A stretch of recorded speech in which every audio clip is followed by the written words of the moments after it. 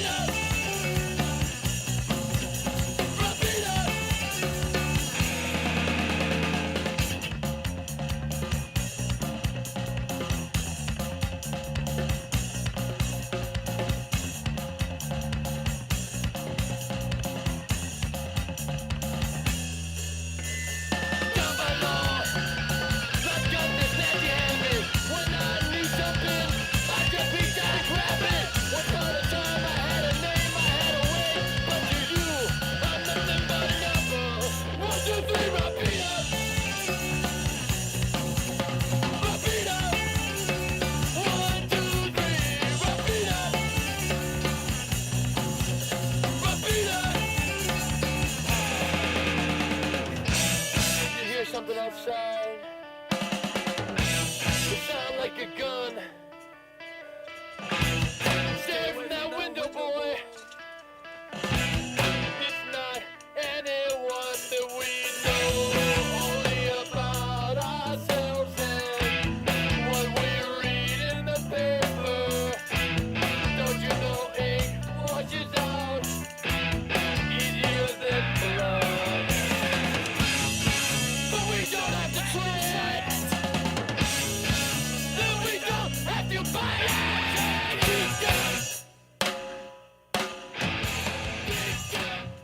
Yes, Fugazi, it's your own playlist. So you set all the playlists, you choose them, of course, the tunes.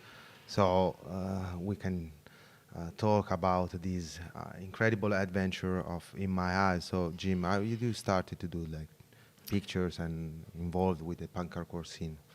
Right. So I was in high school and maybe 16 years old, and I took a class in photography, and I started taking pictures, and I liked it. It was fun, but it wasn't until I went to see a punk rock show, and then I photographed it, and I saw things that inspired me to really love photography.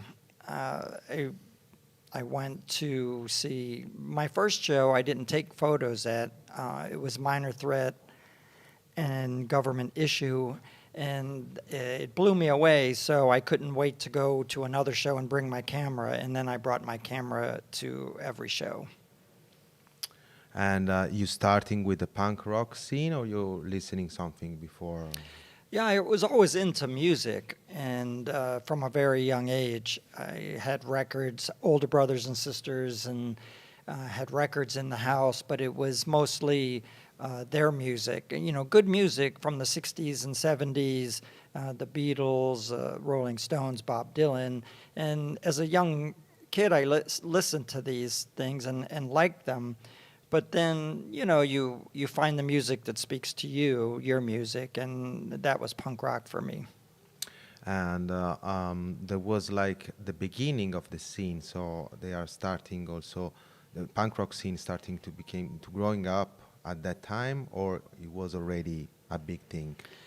Yeah, it was. I started in 1982, and in D.C. it started in the late 70s.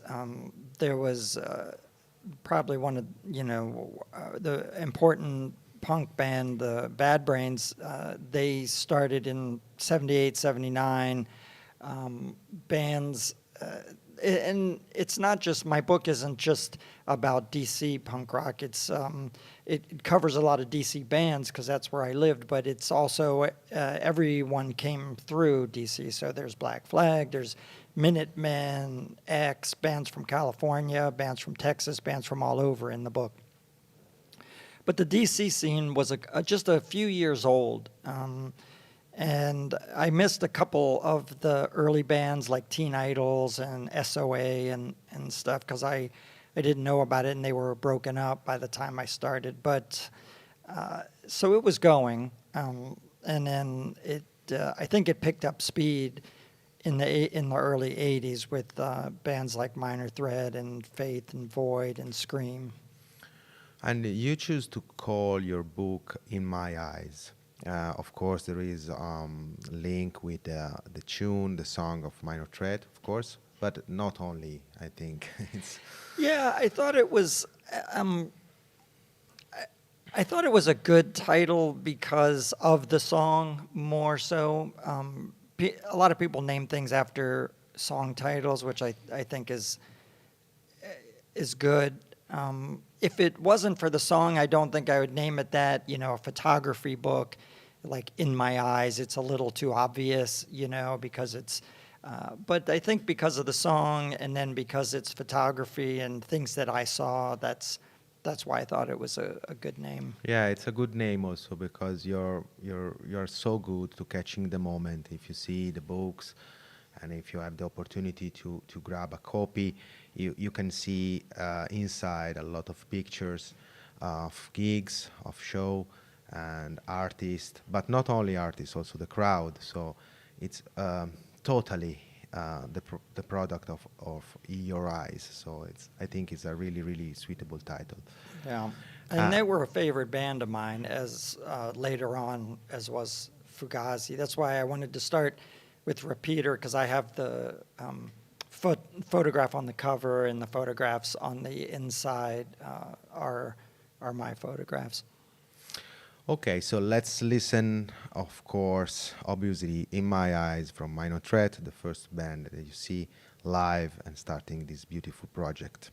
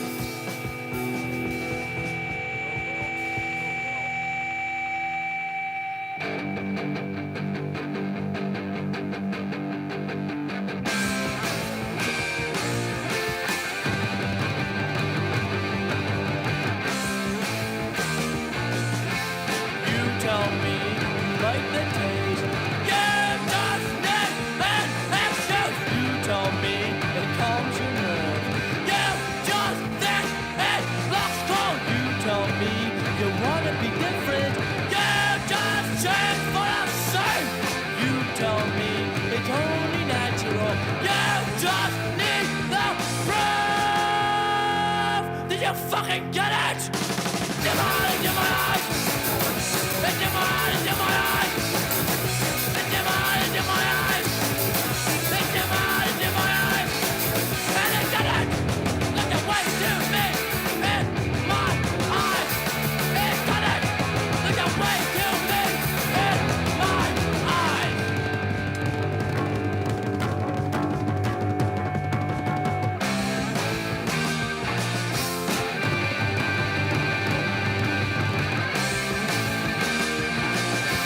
You tell me that nothing matters.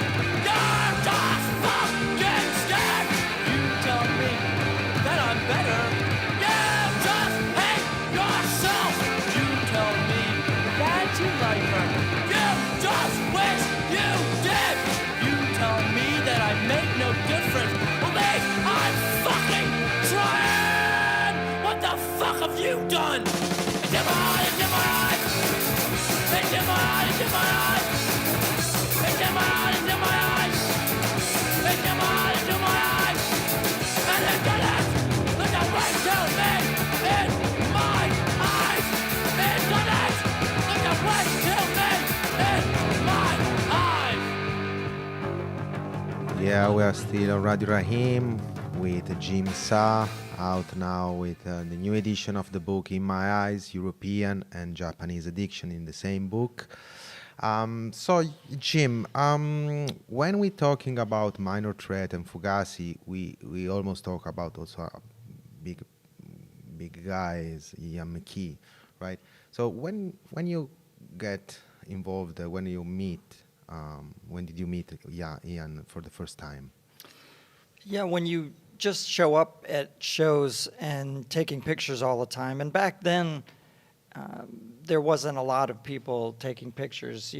All the pictures in the book are on film. It's before digital photography and way before phones and stuff like that. So, film was expensive, and you had to develop it and stuff, and you had to have a camera. So maybe two or three people at a show with cameras, and then you keep showing up, and they see you, and then you end up making friends with them, or they say, hey, we're putting out a record, we need some photos, we always see you taking pictures. And then, you become friendly with them. And, I started having photos on albums on Discord Records, and then created a relationship with the company and with Ian and with Jeff Nelson, who co-owns it with him and was the drummer in Minor Threat. And, that's how it started. And you also was involved to all the shows, all the bands in the punk hardcore scene in DC, but you also touring with them. Yeah, sometimes I went on tours with bands. I went with Jawbox. I saw Fugazi outside of DC a lot. Didn't necessarily go on the tour with them, but kind of followed them around a bit. Scream, some Shudder to Think, and it was fun to. I like the lifestyle of the road a bit, and people get tired of it as you get older and sleeping on people's floors and whatnot. But back then it was an adventure. Yeah, and I think it was very important also for a young guy starting to discover punk and photography too. And when you start into photography, you starting by yourself, or you do some school, or you do? Yeah, as I mentioned, I took a class in high school, but then I got out of high school, and by that time I realized that I wanted to make photography my work, my career. So I did go to some college and took a bunch of photography courses and learned a lot. And then I was going to continue with college and get a degree, but then I started getting work. I took my portfolio to newspapers and magazines, big papers like the Washington Post, the biggest newspaper in D.C., and They hired me to do some photos. So then I was doing what I wanted to go to college for, so I just started working. Okay, the next tune you choose is from The Wire, and is 12X, right? So you want 12XU. I want to ask you. You want to tell something about this tune? Why do Yeah, you choose? this was just an important. This band started in England in the '70s, and it was an important band for DC bands. Minor Threat covered 12XU on one of their records, and they never did that many covers, but it was just a special band. I still love them very much, and it was, you almost want to call them like, they're very unique. Sometimes I call them post-punk, and then people say, well, how can they be post-punk if they started making records at the beginning of punk? But it's just about the sound, not so much about the date. They were never hardcore. They didn't sound like the Sex Pistols. They had their own sound, and that's what makes them unique. Some people say it's art rock or whatever, but it's just good. Okay, listen this. The Wired 12XU. Right. Here it is again. And it's called 12XU!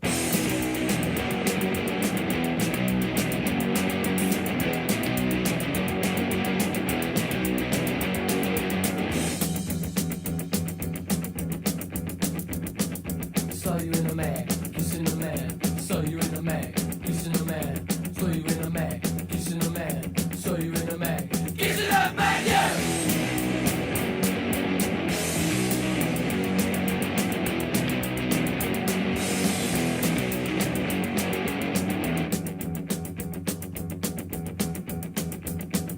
Saw you in a mag, kissing a man. Saw you in a mag, kissing a man. Smoking a fag, kissing a man. Saw you in a mag, kissing a man, yeah!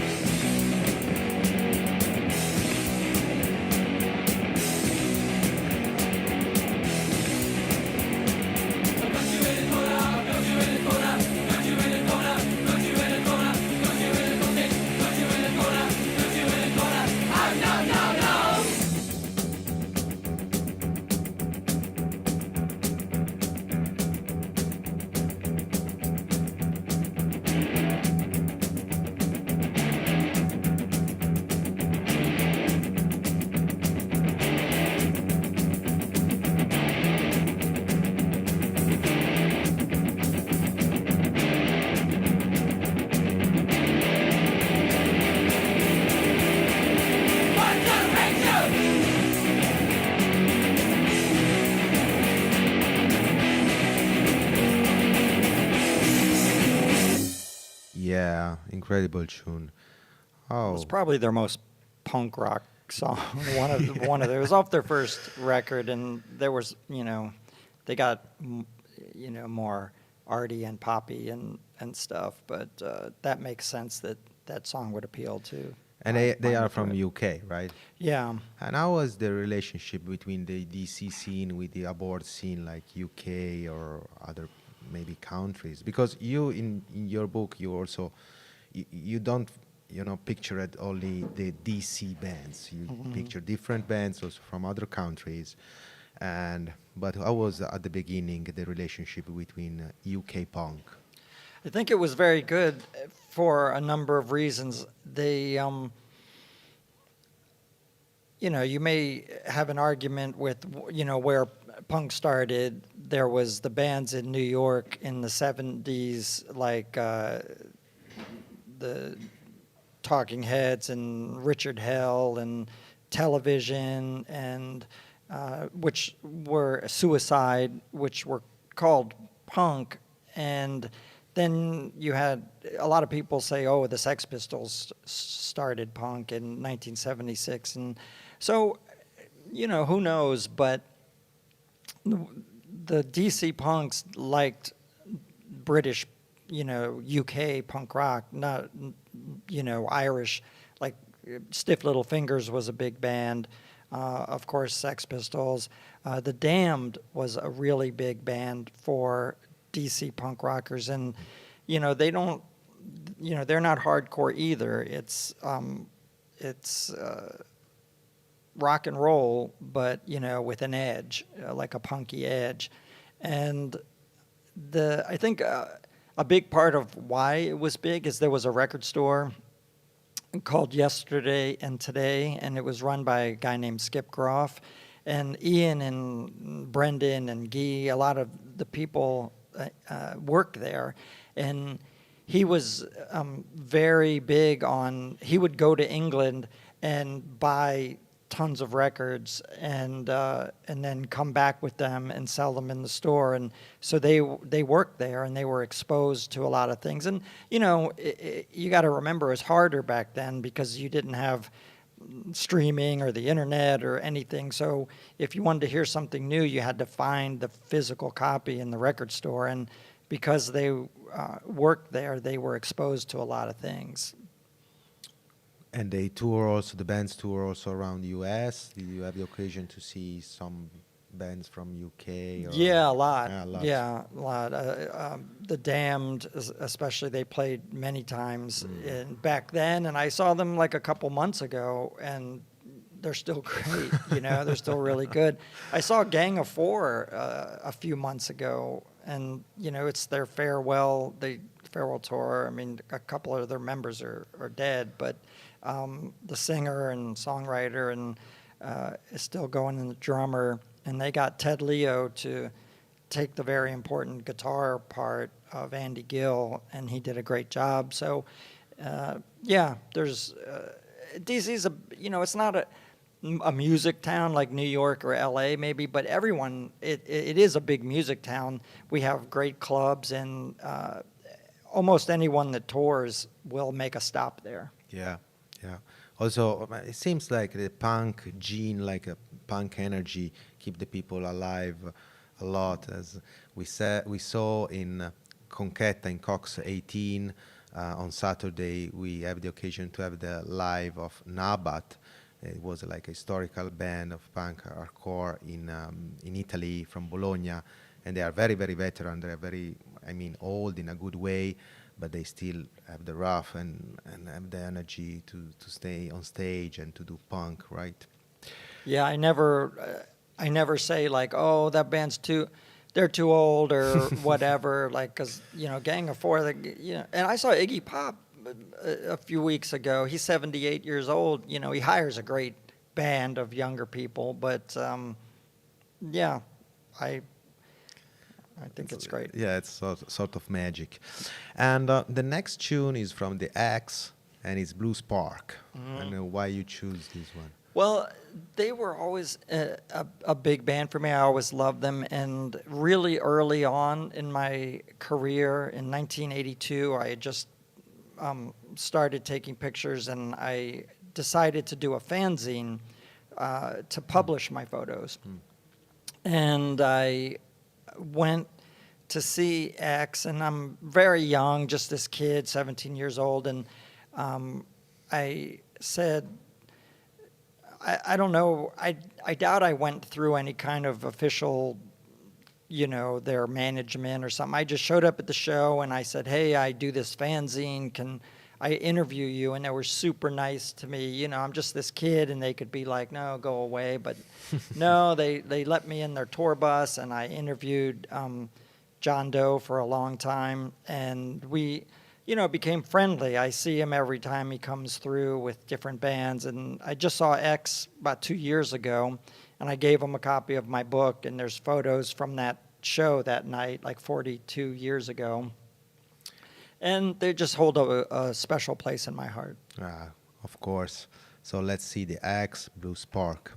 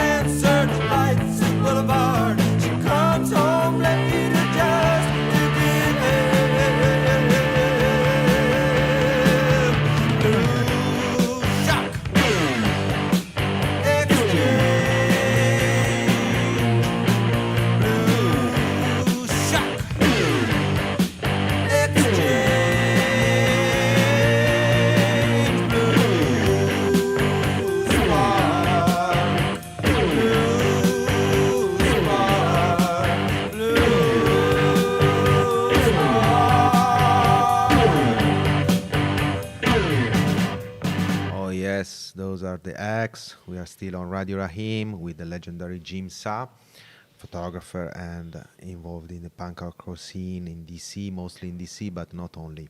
And when I see an X, I mean not the band, but when I see an X, I'm remembering about your story and your what you told to the audience about the matinee and the starting of the straight edge movement with Ian. Do you want to talk about the Yeah, X stuff?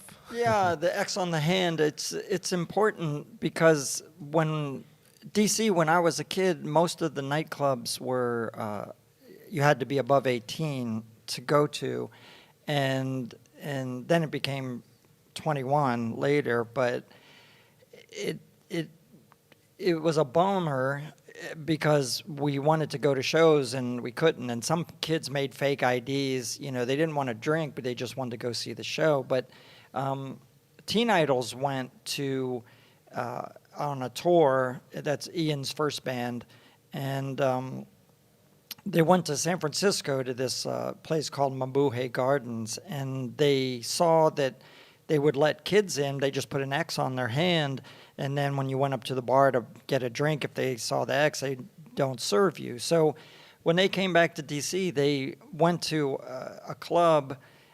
You know, they would have shows in church halls and different places, and there was no alcohol served, so that was no problem. But there was a nightclub that had good shows. They had punk shows.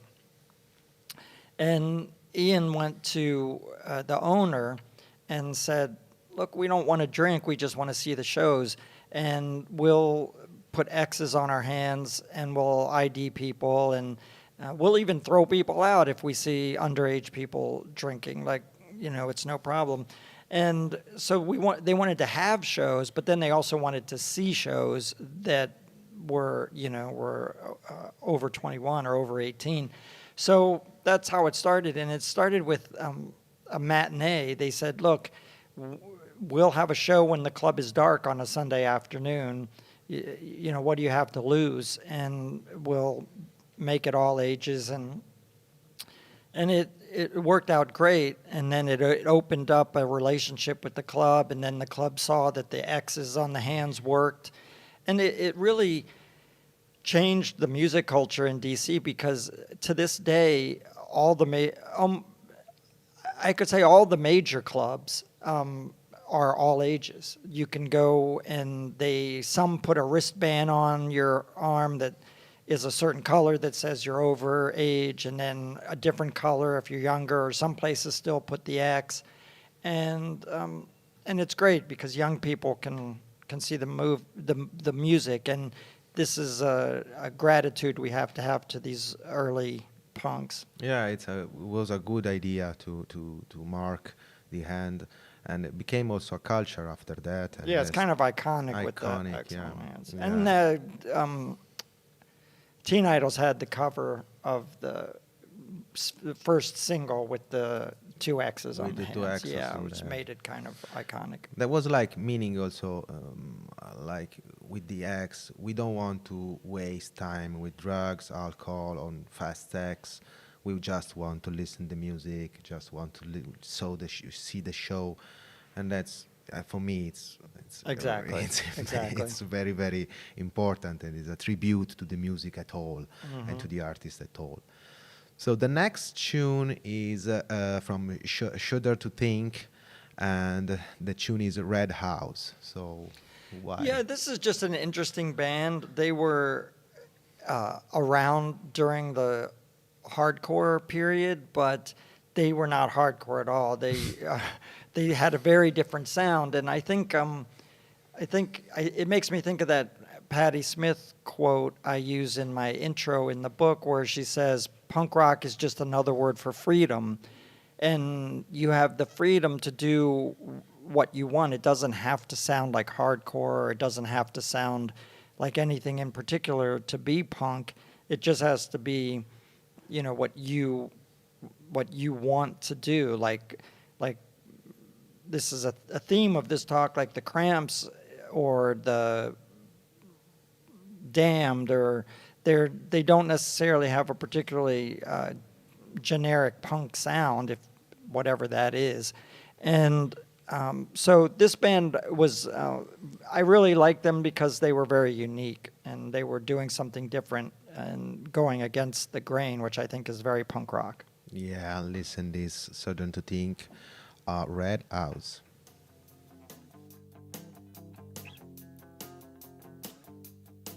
There's a red house road, and lies beyond it something like a chicken coop. Not sure, though. I go on.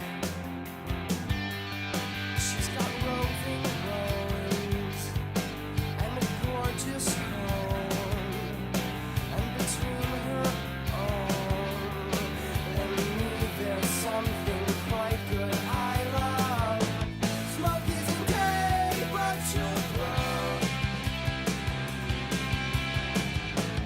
Can't stop the rain or the snow. Let's say that I dream, but don't know. I dream, but don't know.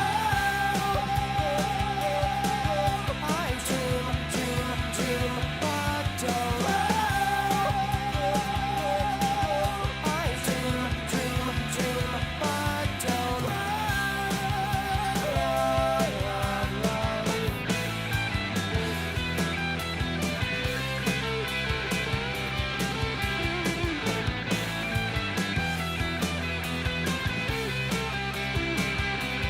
She's a rising bee. She's a person see between you and me. Someone I want bad, but can't have. I'm an overgrown little wanting boy. She's my only joy, and the covers come between us too clear. Smoke isn't gay, but you know.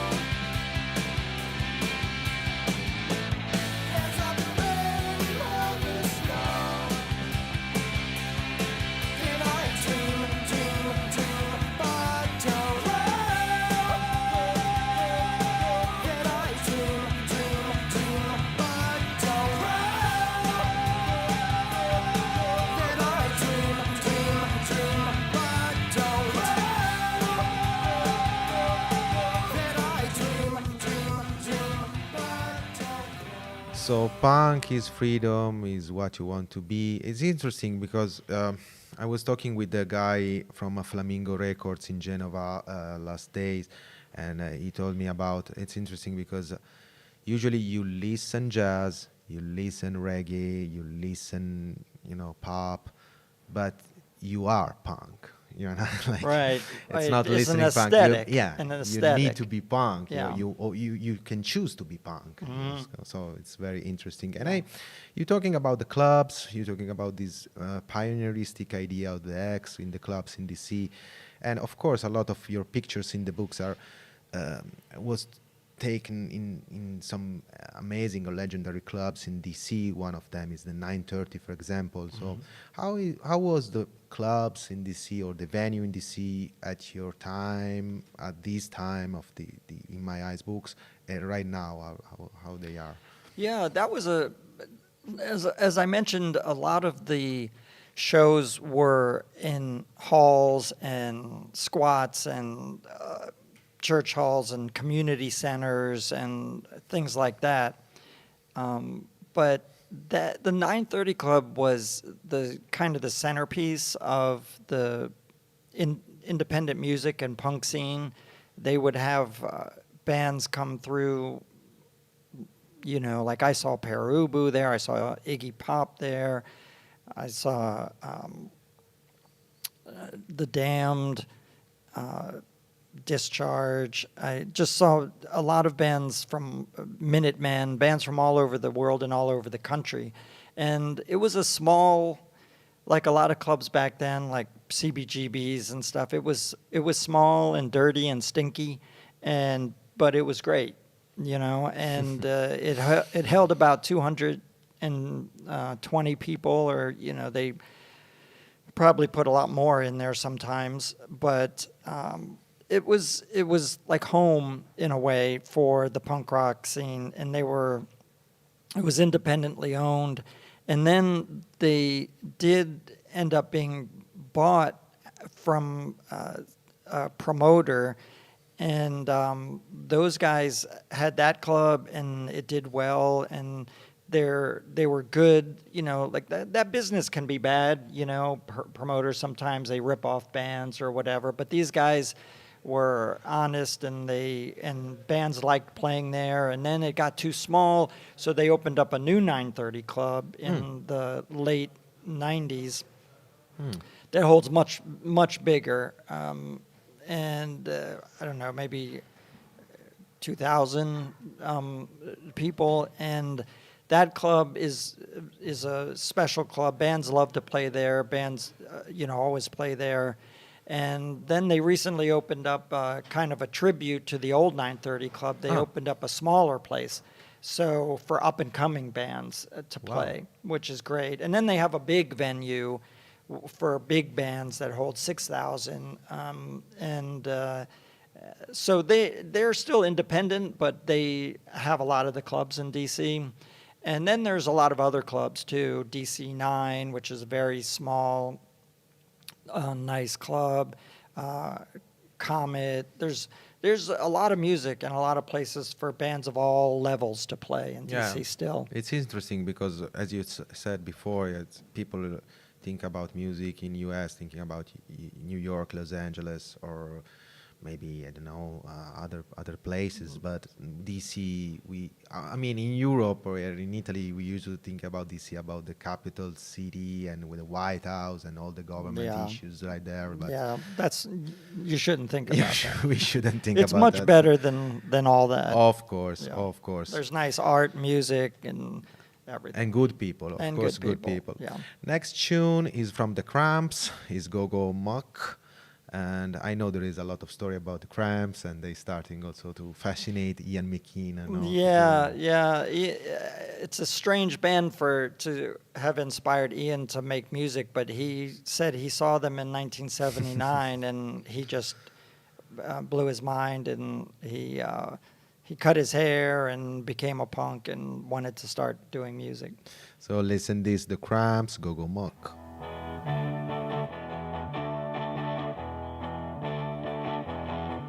When the sun goes down and the moon comes up, I turn into a teenage goo-goo muck. Yeah, I cruise through the city and I roam the streets, looking for something that is nice to eat. You better duck when I show up. Goo-goo muck.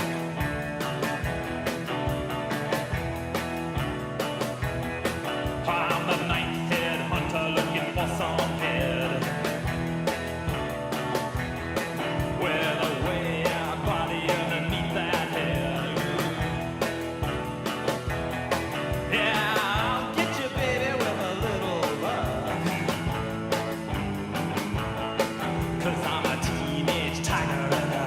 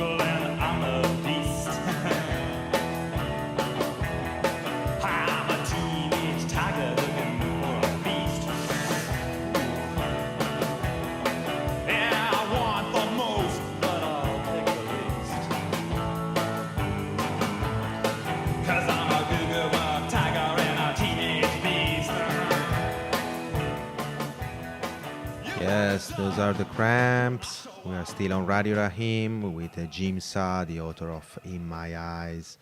A lot of photograph from the punk hardcore scene in DC, but not only.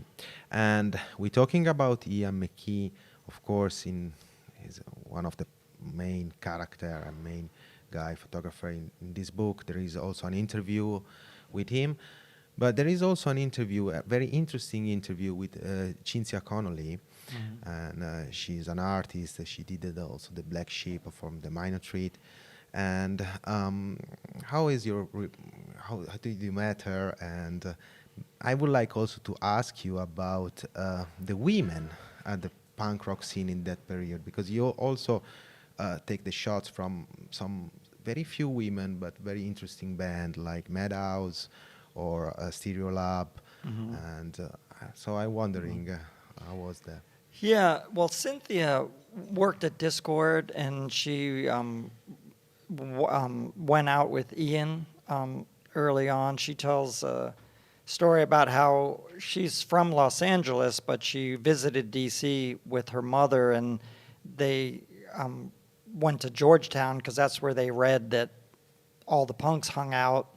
And she met Ian, and they kind of started long distance dating, and then she moved to DC and was working for Discord, and she's a photographer and an artist, and she worked there in different capacities, but she most famously made the cover of the Out of Step record with the Black Sheep. And I talked about this at a book talk the other day, and I said probably some of you have a tattoo of that, and our colleague at King Koala, Andrea, he has one. He told me. Yeah.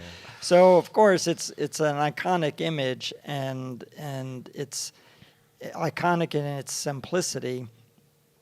And then part of my idea for the interviews in the book is, I was just thinking, okay, I'm making a book about visual art, about photography, but documenting live music. So it's interesting. So I thought maybe I'll talk to people, either visual artists that were inspired by music or musicians that were inspired by visual art. And she's never really played in bands, but she's a visual artist that was always inspired by music. And there's another interview in there with Jay Robbins from Jawbox, who started out in art school and was an artist, and then started playing music and was talked into joining GI, and it changed his life towards music. And as far as women in the scene, there were a lot of women in the scene, more behind the scenes that were photographers, a lot of women photographers. You can see in some of my pictures on the other side of the stage, there'll be like Naomi Peterson or someone like taking photos. And then, they worked. There was Amy Pickering that worked at Discord, and Cynthia, and there were a lot of women. But there were women in bands. There was Madhouse. There was a band called Fire Party that were all women. Amy Pickering was in that band. And so, yeah, women were an important part of the scene. The early punk rock was, a lot of masculine and stuff, but that didn't. They weren't excluded. Yeah, it wasn't an exclusive word. No, some people would say. Some of the women said it was a boys' club, and I think there's truth to that, but they, they were accepted. Of course. Next tune, Agent Orange, Living in the Darkness. Why this tune? I guess the theme of this is that, punk rock can be a lot of different things. And this band was kind of steeped in surf rock, but also punk. And their songs were very dark. And emotional, and they were a very important band. Whenever I post pictures from the show I saw in DC online, people talk about, oh, that show was one of my favorite shows, and they were so great, and so just another important, unique band. Listen this.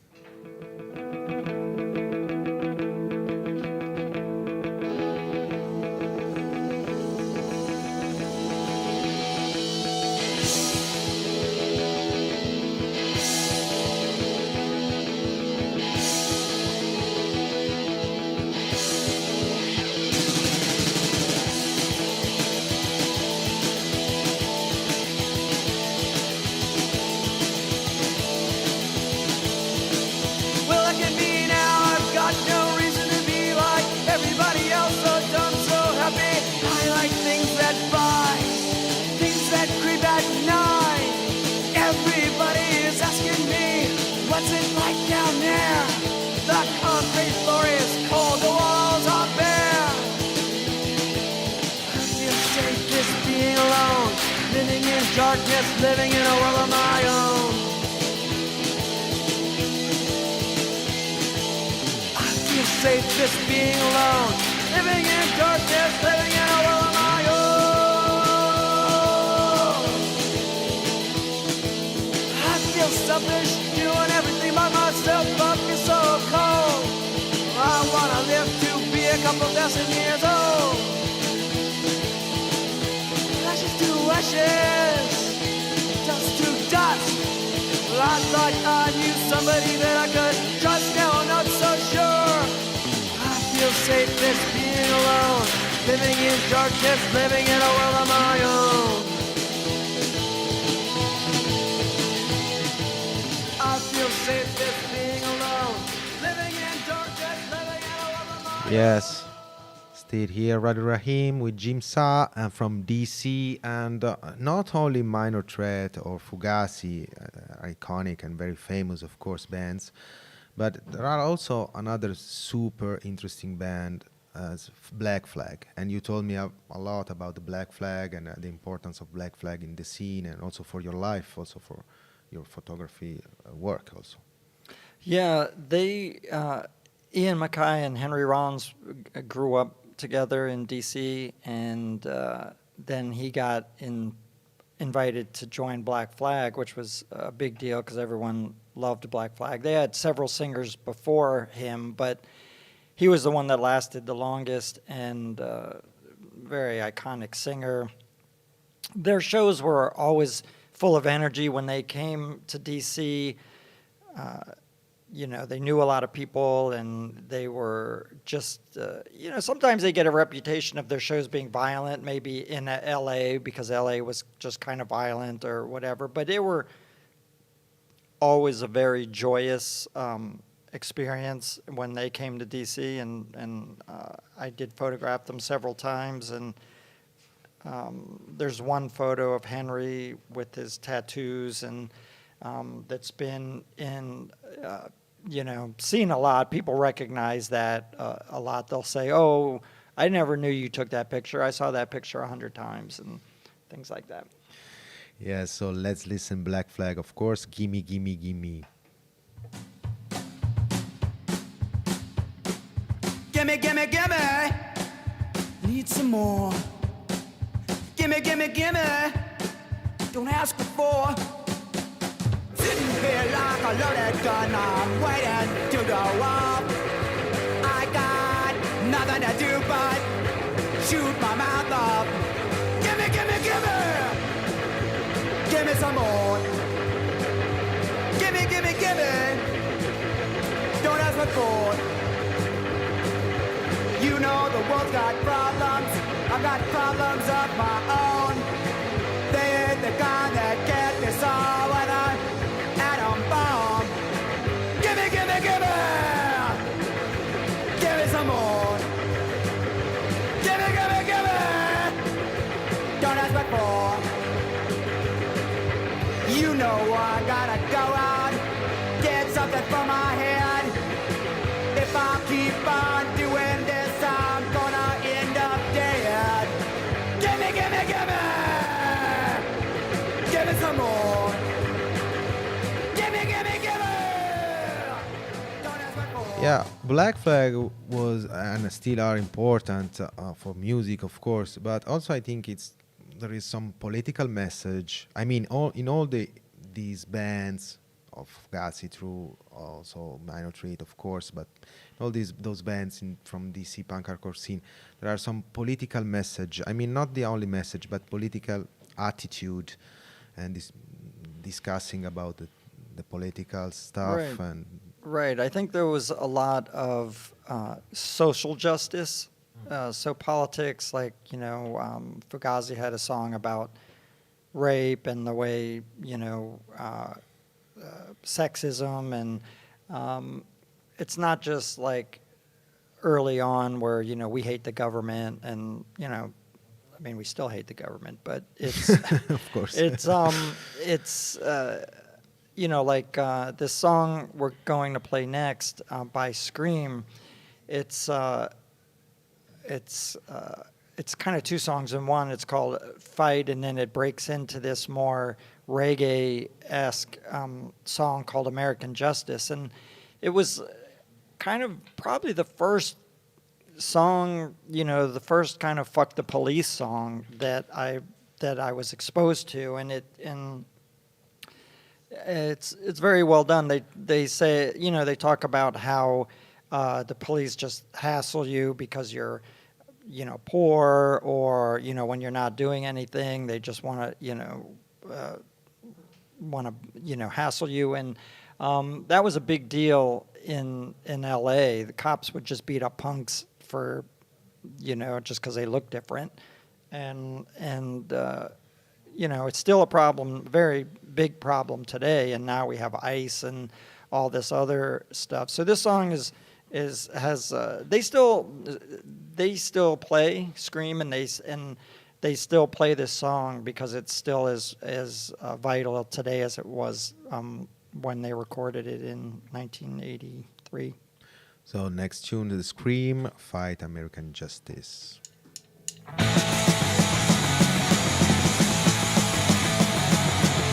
at me, I look at you. What the fuck you gonna do? I feel boxing when I just wanna fight. The phone problems up through the night. Fight! Fight! Fight! Fight! Hey, cross mafiosi. Fight for the United Way. Fight together. Fight as one. Fight forever till we win. Fight! Fight! Fight! Fight! Team Night.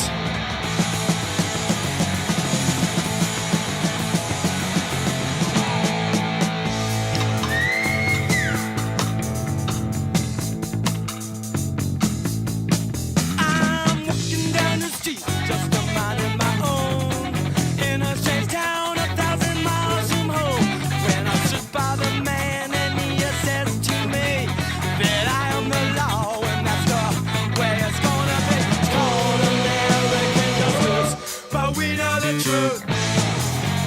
It's called American justice, but what can we do? No matter what's the truth, they're gonna put you away, push you around, no matter just what you say. It's them against you, but you're not just alone. You know, it seems that only friend is the telephone, and it's called American justice, but we know the truth. It's called American. Yeah, that's amazing. Yeah. Did you play some instrument, Jim? Yeah, I never played in a band, but I did. I do play guitar. Guitar, Just right. in, my son's a drummer. We used to, when he was younger, we used to play music together and stuff. But I just do it for fun in my house. I sometimes play with other people for fun, but never been in a band. Never been in a band.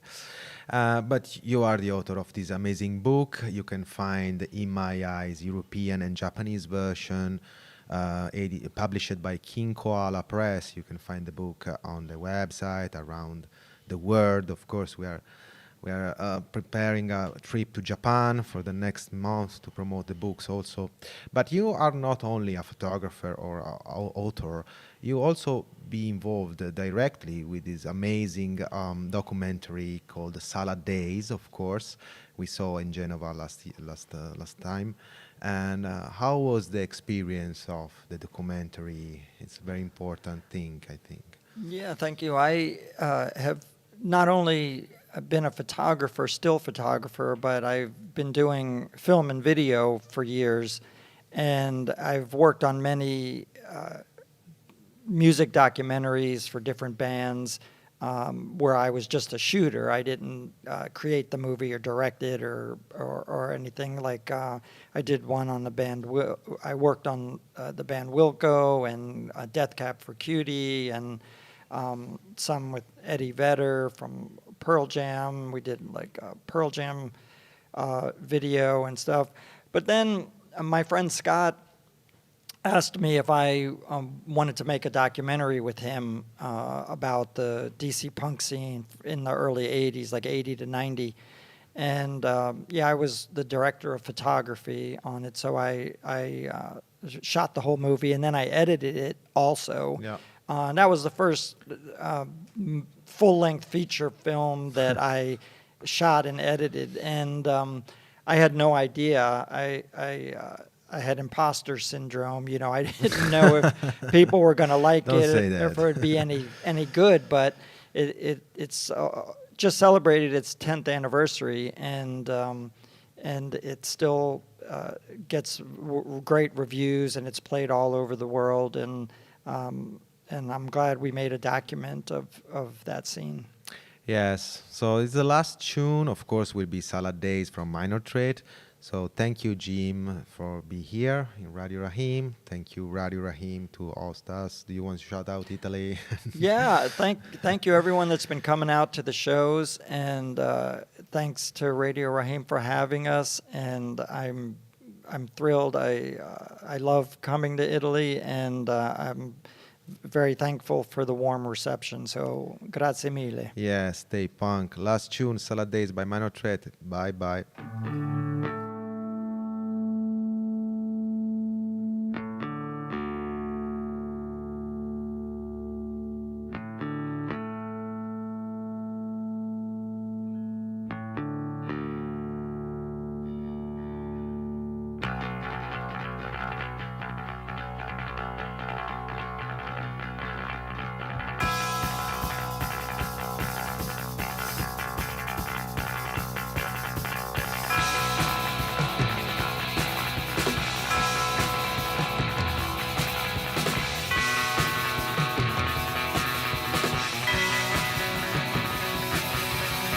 Waiting for the days when I've been wanting to, maybe I got older.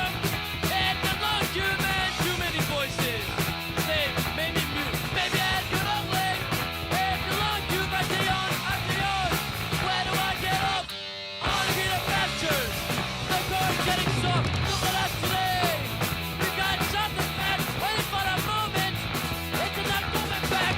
Man, so serious about the stuff we lack. What up on our memories? Like there are no facts.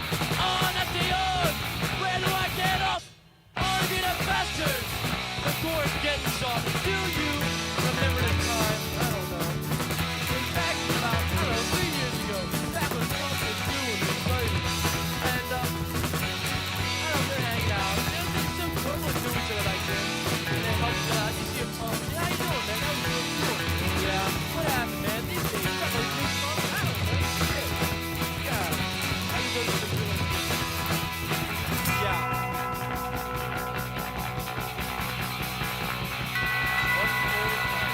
Waiting for the days when I've been wanting to, maybe I got older. And the long queues, too many voices. They made me mute. Maybe I got ugly. And the long queues, on at the earth. Where do I get up? On to be the bastards. The chord's getting soft. Do you remember when? Yeah, so do I. We call those the salad days. Salad days. And do you remember when?